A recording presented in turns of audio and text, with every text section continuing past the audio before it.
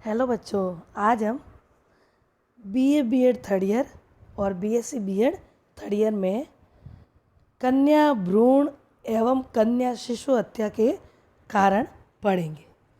तो कन्या भ्रूण हत्या के कुछ परिचय दे दें कि वर्तमान समाज के बहुत से लोग शिक्षित होने के बावजूद कन्या भ्रूण हत्या जैसे घृणित कार्य को अंजाम दे रहे हैं। जो आंचल बच्चों को सुरक्षा देता है, वही आंचल कन्याओं की गर्भ में ही हत्या का प्रयास किया जाता है।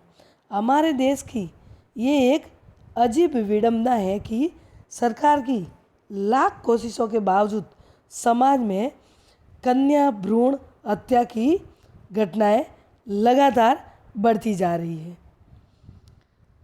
इस प्रकार इतनी कोशिशों के बाद भी, सरकार की लाख कोशिशों के बावजूद समाज में कन्या भ्रूण हत्या की घटनाएं लगातार बढ़ती जा रही है। समाज में लड़कियों की इतनी अवहेलना, इतना तिरस्कार चिंताजनक और अमानवीय है। जिस देश में स्त्री त्याग और ममता की दुहाई दी जाती हो, उसी देश में कन्या के आगमन पर पूरे परिवार मायूसी और शोक जाना बहुत बड़ी विडंबना है। देश के कई क्षेत्रों में पुत्री के जन्म लेते ही मार डालने की परंपरा रही है। कन्या शिशु हत्या ये परंपरा उच्च वर्णों, खासकर क्षत्रियों में प्रचलित रही है। भ्रूण लिंग परीक्षण कानूनी तौर पर प्रतिबंधित होने के बावजूद हाल ही में दशक में कन्या भ्रूण हत्या की कुप्रथा शहर व गांव में तेजी से विस्तारित हुई है। उच्च वर्ग के साथ साथ निम्न मध्यम वर्ग भी इस अपराधी कृत्य में शारीरिक रूप से शामिल हैं।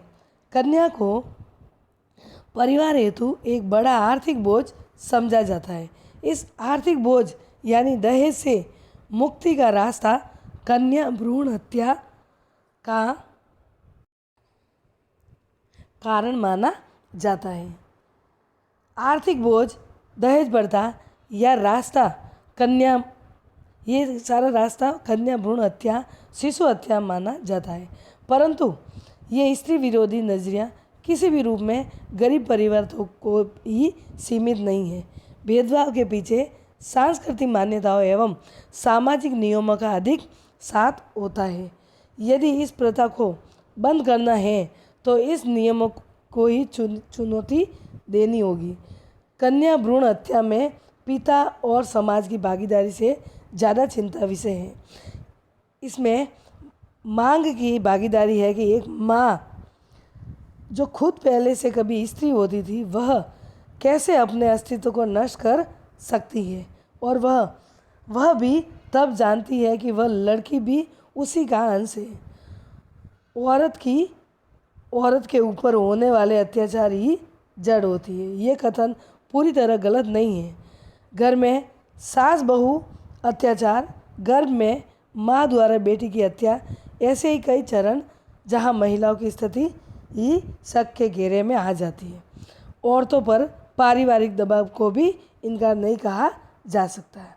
इसलिए कन्या शिशु हत्या और कन्या भ्रूण हत्या के बीच में और भी खाई बढ़ गई है, यानी ज़्यादा ये कार्य हो रहे हैं। इसमें बालिकाएं हत्या में एक अन्य पक्षकार चिकित्सा भी कहा जा सकता है, क्योंकि गर्भवती के समय ही ऐसी चिकित्सा व्यवस्था हो गई है कि भ्रूण की हत्या की जा सकती है।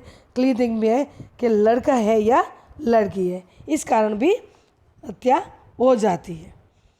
अब आगे हम, ये तो हुआ परिचय, आगे पढ़ते हैं कन्या भ्रूण एवं कन्या शिशु हत्या के कारण।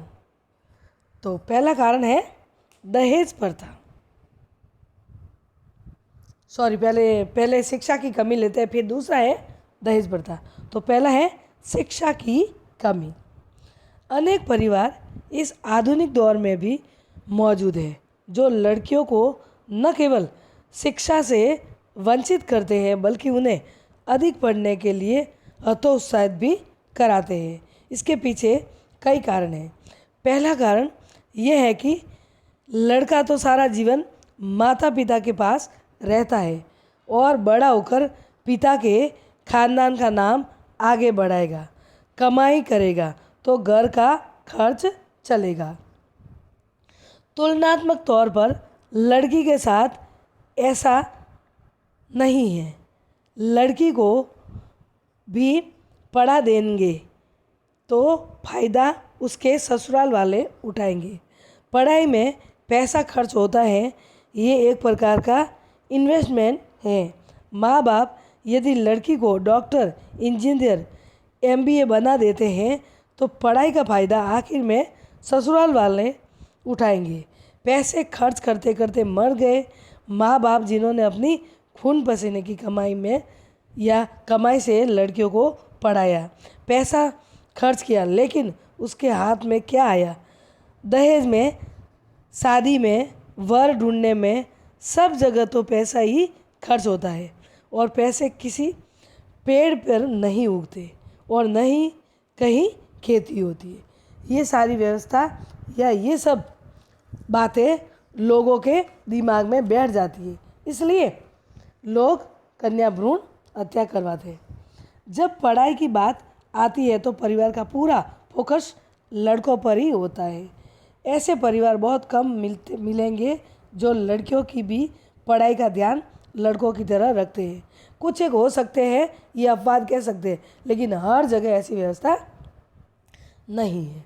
इसलिए अधिकतर शहरों, राज्यों और देशों में साक्षरता दर लड़कों के मुकाबले लड़कियों का कम ही मिलेगा, यानी लड़कियों का कम ही मिलेगा। लड़कों के मुकाबले साक्षरता दर लड़कियों का हमेशा कहीं भी देखा, किसी शहर में, राज्य में, देश में, तो लड़कियां कम ही पढ़ी लिखी का आंकड़ा होगा। जबकि किसी एक लड़के के पढ़ने से सिर्फ उसी को फ़ायदा होता है। जब एक लड़की पढ़ती है तो पूरे परिवार को फ़ायदा होता है।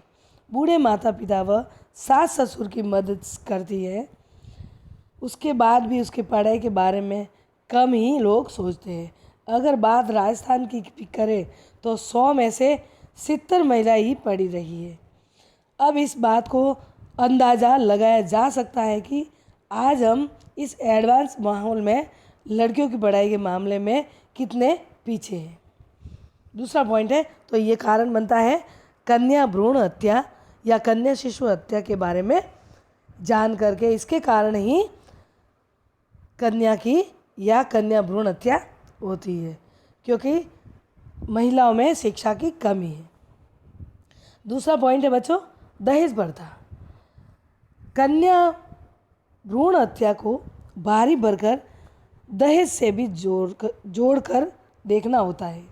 बेटी के जन्म लेने के साथ ही माँ बाप को दहेज की चिंता सताने लगती है।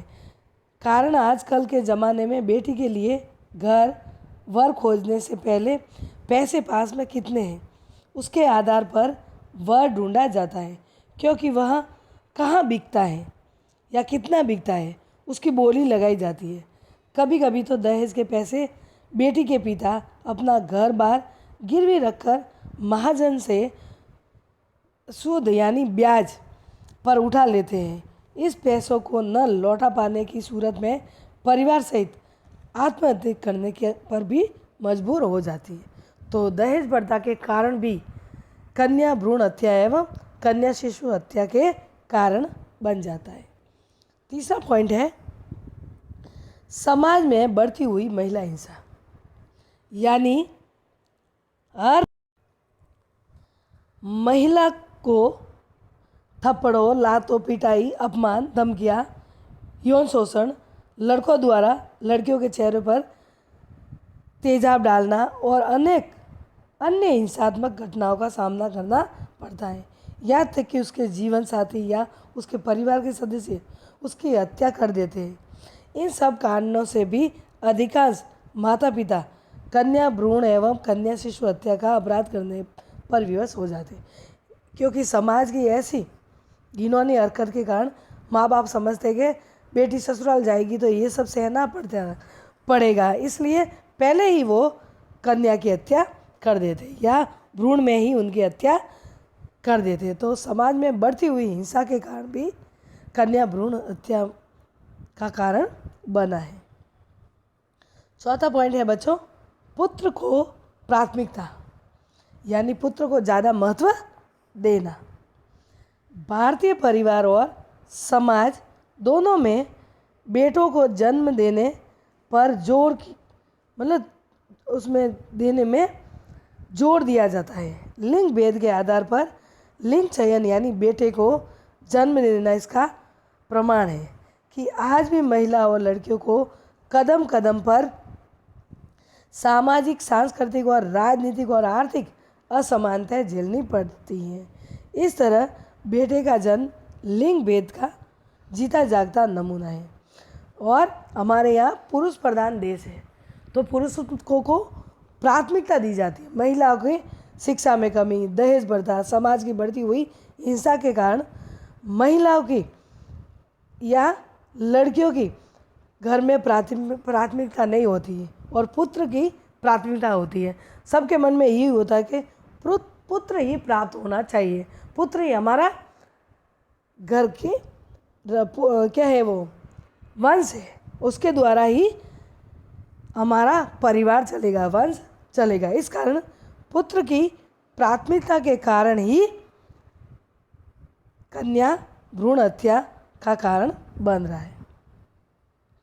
पांचवा कारण बच्चों है पुत्र द्वारा मोक्ष प्राप्ति, यानी बेटा शमशान तक साथ चलेगा, मुखाबाती देगा, तब शास्त्रों के अनुसार मुझे स्वर्ग की प्राप्ति होगी, अन्यथा मेरी आत्मा स्वर्ग न जाकर इस मृत्यु लोक में ही मृत्युपरांत भटकती रहेगी। यानी लोगों का ये भी मानना है कि पुत्र जब हम उनको शमशान में ले जाएगा और मुखाबादी करवाएगा तभी वो मोक्ष प्राप्ति कर सकेगा, यानी पिता को मुक्ति मिल सकती है।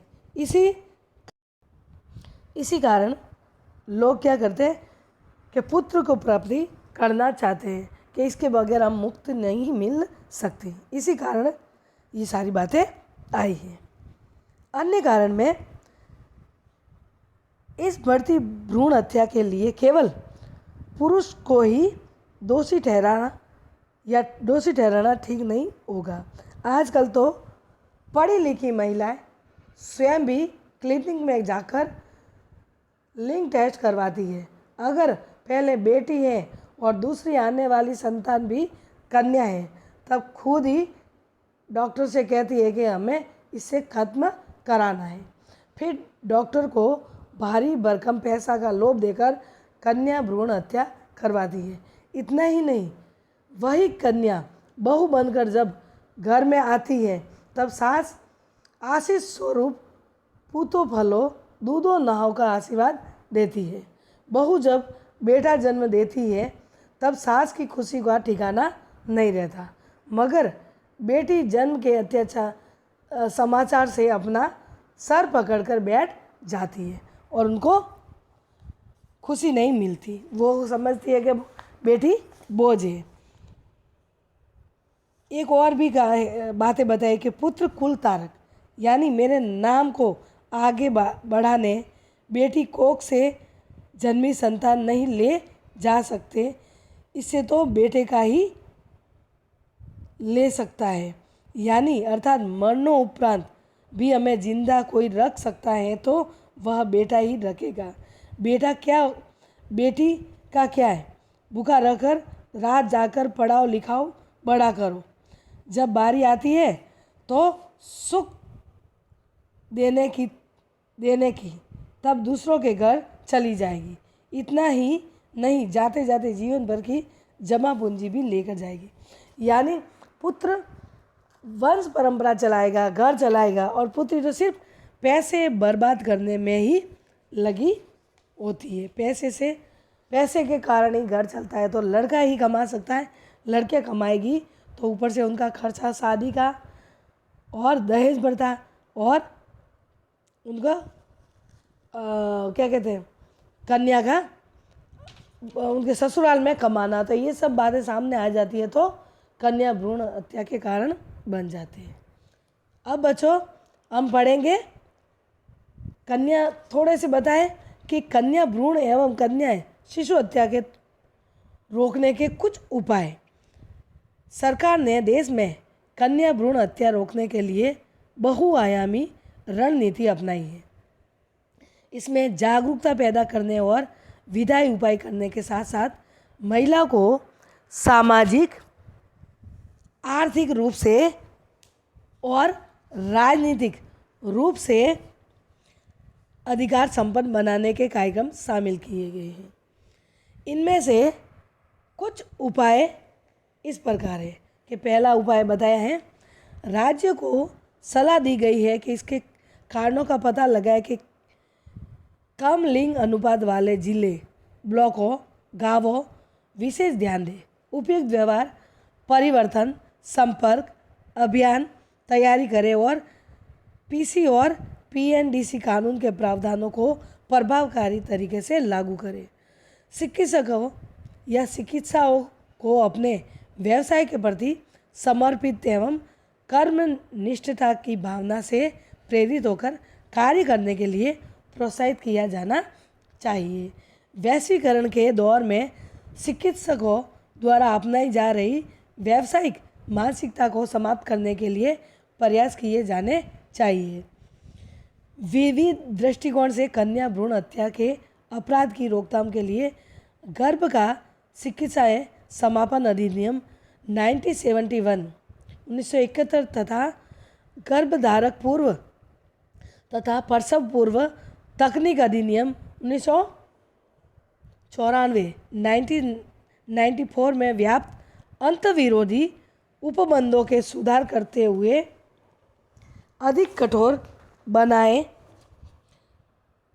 जाने की आवश्यकता है। गर्भवती महिला के भ्रूण की लिंग जांच के लिए चयन और अवैध गर्भपात करने में उपयोगी लिए जाने वाले उपकरणों का क्रय विक्रय करने वाले फर्मों पर पूर्ण नियंत्रण करने की आवश्यकता है। स्वास्थ्य और परिवार कल्याण मंत्री ने सभी राज्य सरकारों से आग्रह किया है कि वे अधिनियम को मजबूती से कार्यान्वित करें और गैर कानूनी तरीके से लिंग का पता लगाने के तरीके रोकने के लिए कदम उठाएं।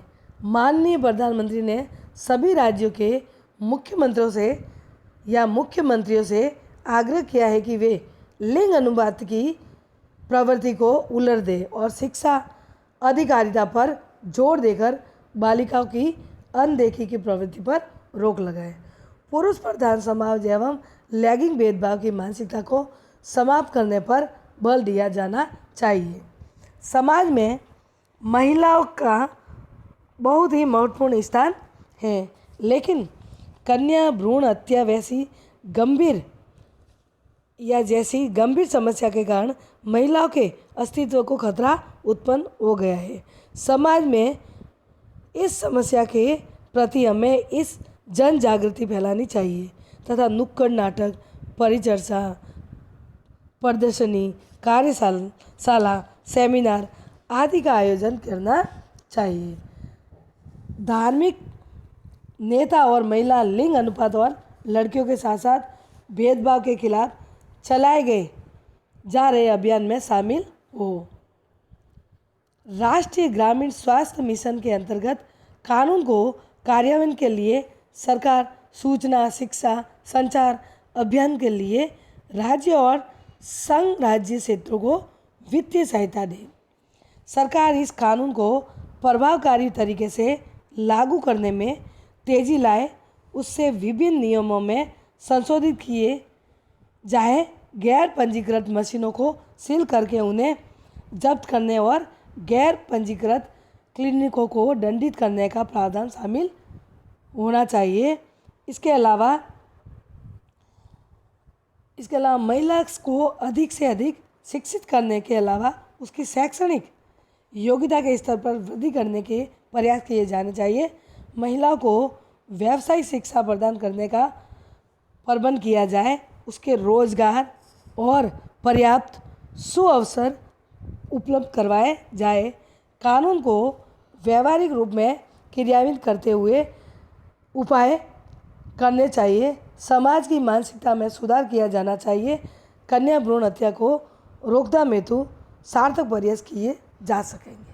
तो इस प्रकार से देखते हैं बच्चों कि भारत सरकार और अनेक राज्य सरकार ने समाज में लड़कियों और महिलाओं की स्थिति सुधारने के लिए विशेष रोजगार लागू करने की बात कही गई है। इसमें धन लक्ष्मी जैसी योजना भी शामिल है। तो इस प्रकार से बच्चों हम कहते हैं कि कन्या भ्रूण एवं कन्या शिशु हत्या के कारण और उनके उपाय पढ़े। कल हम और आगे का पढ़ेंगे बच्चों। ठीक है बच्चों, बाय।